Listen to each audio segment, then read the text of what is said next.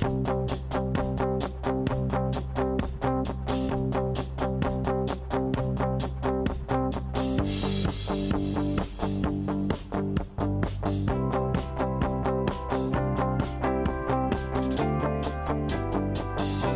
every 5 years at 25 and 30, at 20, 25 and 30, I set goals for where I want to be in 5 years.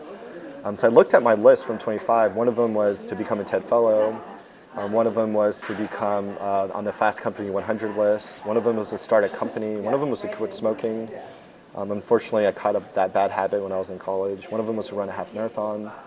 And the funny thing is I never looked at this list. I actually had a hard time finding the list, but I think it was the fact that I wrote the list and I updated it almost every year.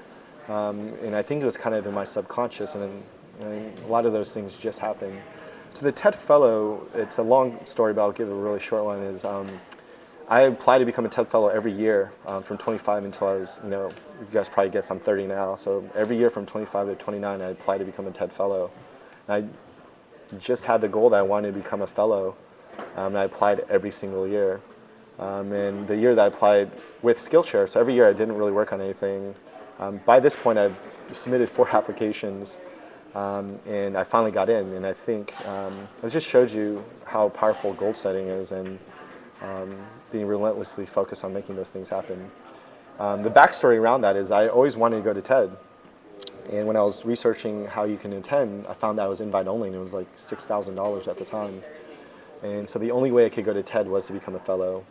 And tangentially, me and one of my friends, who's Jerry Chow, we decided to start our own version of TED in New York because we couldn't afford it. So the story behind TED goes a long way, but it was one of the best experiences I've ever had, and I've met a lot of great people, and I'm still continue to have those relationships. So for any of you out there, I really encourage you, if you really are interested in TED, and that's something that you want to do, I would really encourage you to apply.